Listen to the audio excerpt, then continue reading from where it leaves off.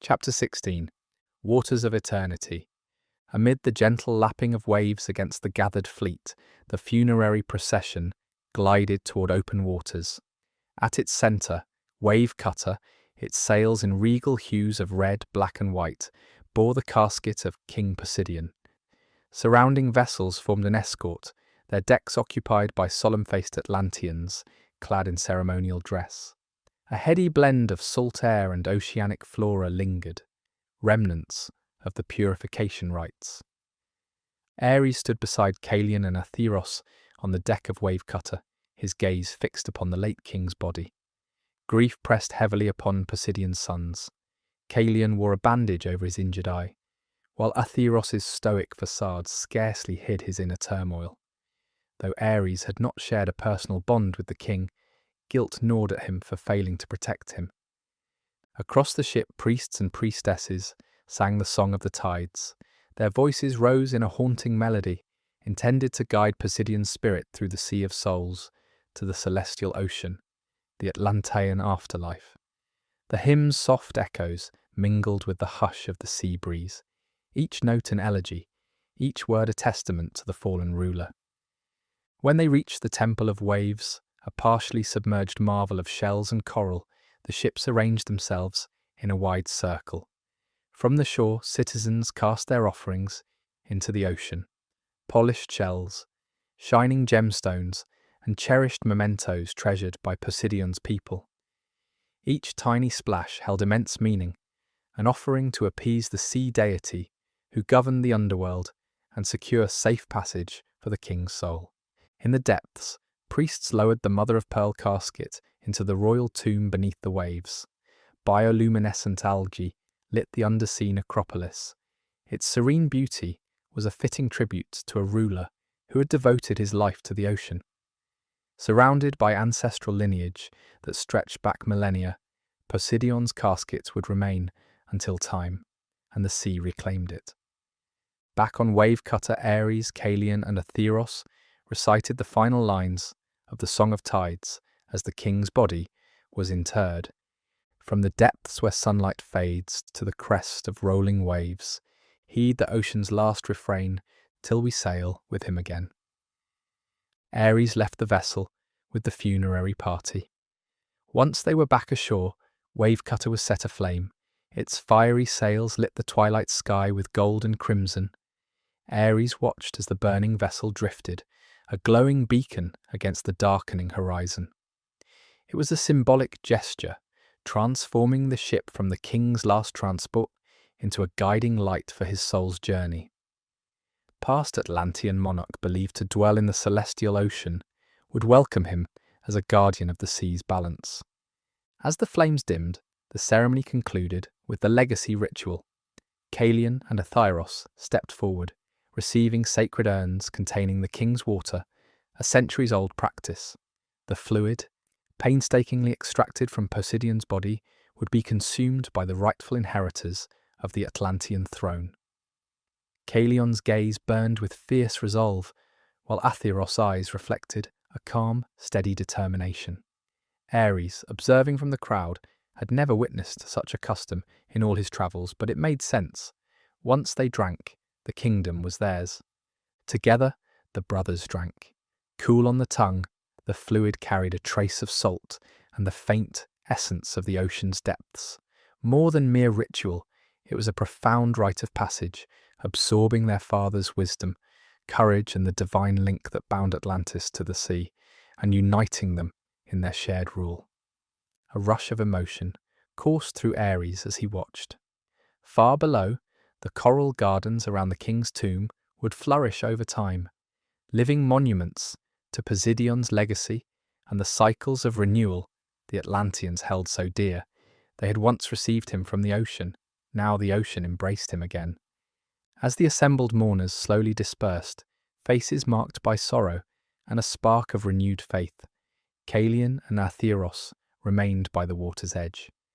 Their silhouettes were outlined by the fading light. Each lost in private reflection, they stood on the threshold of a future yet unwritten. Ares approached, his steps were barely audible above the gentle murmur of the waves. The sea takes and gives in equal measure, he said quietly. Poseidon's spirit will guide you both. Callion turned. Determination flickered in his unbandaged eye. We'll honour our father's memory, together. Atheros inclined his head, resting a hand on Ares' shoulder. And we'll need your counsel. The tides are changing, and Atlantis must be ready. Darkness settled over the waters. A subdued glow emanated from the submerged tomb below. For a fleeting moment, the three stood united, bound by loss and the unsettling promise of upheaval on the horizon. Later, in a secluded terrace of the royal palace, the lingering glow of phosphorescent corals lit the night. Ares, Callion, and Atheros sat in reflective silence, gazing out at the dark ocean, whose surface mirrored countless stars. The sorrow of Poseidon's passing weighed upon them, interwoven with anxieties of the future. Callion finally broke the silence, his voice tinged with a quiet, unresolved hurt. Do you think Father made it to the celestial ocean? He looked up, his single good eye catching the glimmer of distant constellations that arced across the sky. Atheros leaned against the marble balustrade, arms folded. I don't, he said flatly. Father was kind but weak. He gave up on that voyage long before we were even born. Callion tensed, anger flashing in his expression. That's a harsh verdict even from you. He led us for decades. Atheros shook his head. He led us into stagnation, refusing to see the signs. The ether waning, distant lands in turmoil, prophecies of the Golden Age's end. He clung to the comfort of the old ways, instead of pressing forward. Shifting in his seat, Ares yearned to step in, but sensed it was not his place. He remained silent, ready to advise if asked, yet respectful of the bond between the grieving brothers. Atheros continued, lifting his gaze to the heavens. Peace means little if it breeds complacency. Father ignored reality. Perhaps he believed in our resilience, Callion said. His voice softened.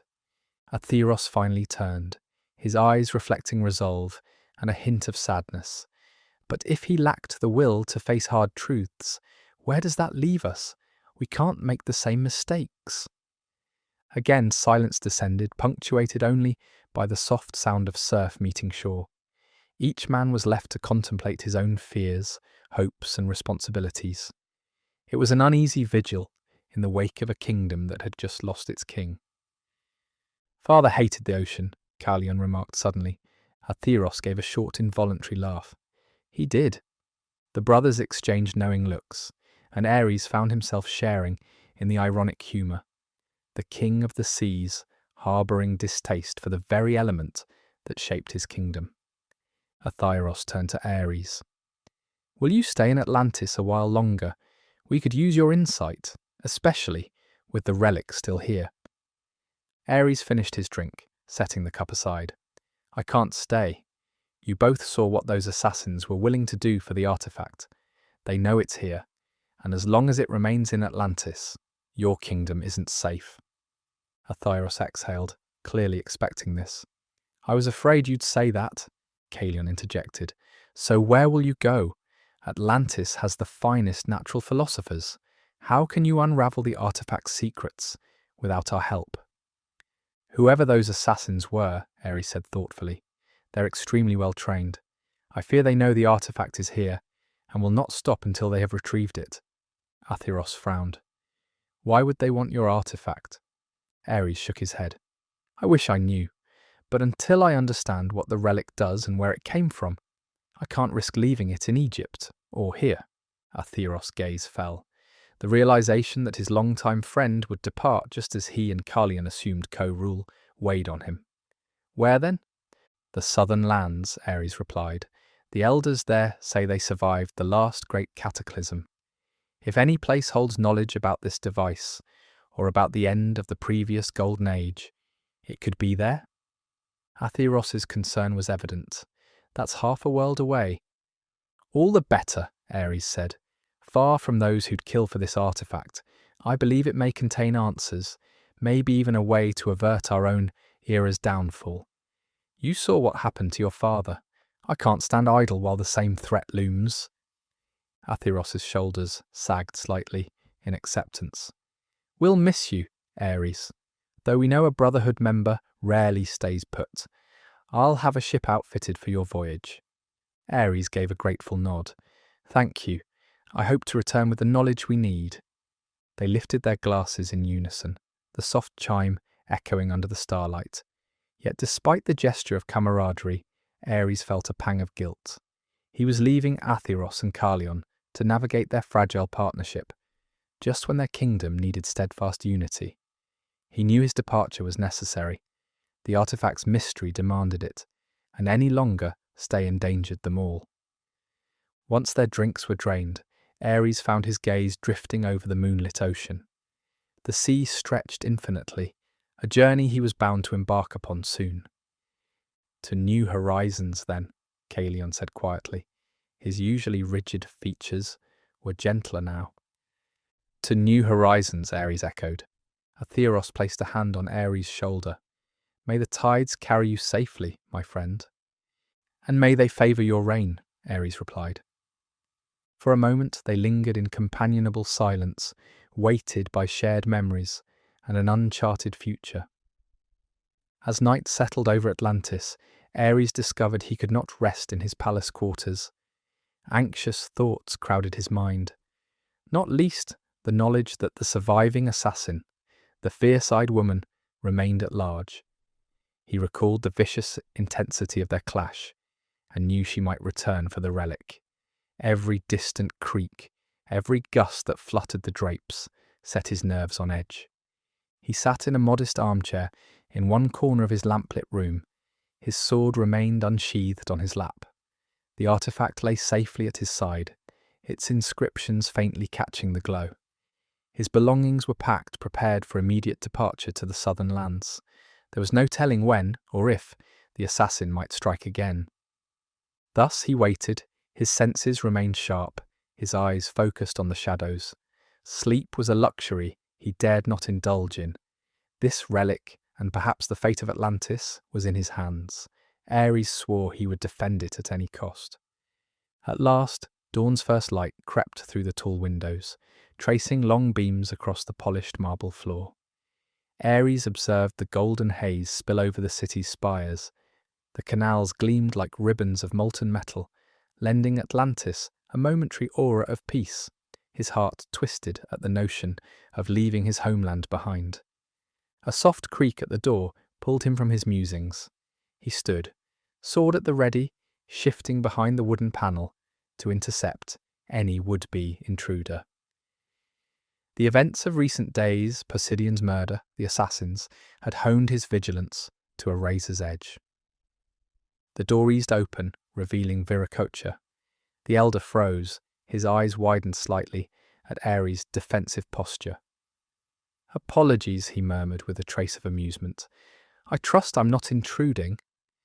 Relief washed over Ares, and he lowered his blade. No, he said, sounding weary. Since Posidion's death, I've been cautious. Viracocha let his gaze wander to the artifact, safely stowed with Ares' packed items. Its surface shimmered in the morning light, etching shifting patterns on the wall. Knowledge changes us, the scholar observed, usually for the better, but the pursuit can be perilous. Ares nodded, sheathing his sword. I never thought I'd be so protective of any single object. After what I've witnessed, what people are willing to do for it, I can't let it fall into the wrong hands. A knowing glint appeared in Viracocha's eyes. It's a refrain many a traveller has uttered before you, he teased gently. Your ship is ready, if you're resolved to depart. Ares' grip on the artifact tightened. I am. I'd prefer to leave at once. Then allow me to escort you, Viracocha said. Atheros is waiting at the docks. Ares gathered his belongings, carefully securing the relic. Without another word, the two set off through the palace's labyrinthine corridors. Their majestic pearl-inlaid walls a stark counterpoint to the tension that lingered after the king's assassination. Tapestries billowed in the morning breeze, each depicting a moment from Atlantean lore. reminders of a kingdom that once felt unassailable. Outside, golden sunlight bathed the city in warmth, the canals glistening underfoot. Merchants were beginning their day, calling out greetings and hawking wares, oblivious to Ares' mission and the relic's significance. At the harbour, Atheros awaited them, dressed simply, bearing the sombre grace of a newly crowned monarch. Behind him, an elegant Atlantean ship was moored, its sleek hull inset with silver filigree, sails woven from mother-of-pearl threads, shimmering in the early light. "This is Caesarpent," Atheros announced, gesturing toward the vessel. "Its crew numbers 20 of our finest sailors. They'll see you safely to the southern lands. Captain Theron knows the southern lands exceptionally well. He has spent nearly 20 years traversing those lands and seas." Ares took in the craft's refined lines. "Thank you," he said quietly. "I'm sorry I must leave so soon. I hope you and Kalion succeed where your father didn't." Atheros' lips formed a faint smile. "We understand your reasons, Ares. May fortune favour your journey. May the southern lands yield answers." Stepping forward, Viracocha clasped Ares' Kolkisor shoulder. "The tides shift and shift again, my friend. May yours lead you to the truths we all need." Ares reciprocated the gesture, gratitude present in his eyes. Then, without further delay, he crossed the gangplank. Caesarpent's crew swiftly loosed ropes, adjusted sails, and readied for departure. Standing at the stern, Ares cast a final look at his beloved city, a tapestry of canals, spires, and ancient wonder, his heart clenched with a pang of regret. "Ares, good to see you again," a stern voice called from behind him. Ares turned to find Captain Theron, the very same captain who had once ferried him to Amazonia, now standing at the helm. Anchors rose, sails caught the wind, and the vessel slipped gently from its moorings.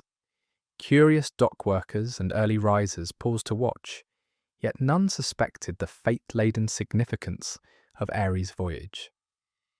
He remained on deck as Atlantis receded behind them, its grand silhouette merged with the horizon until it was gone. A new vista stretched ahead, miles of open sea shimmering under a brightening sky. Somewhere across these waters lay the southern lands, realm of secrets, perhaps the only key to staving off a looming cataclysm. Grasping the relic, Ares felt his resolve deepen. If it offered a way to save Atlantis, and maybe the entire world, he would not rest until its secrets were laid bare. As sunlight intensified, Caesarpent forged steadily onward. Her sails billowed in the wind, carrying Ares toward destiny on uncharted tides.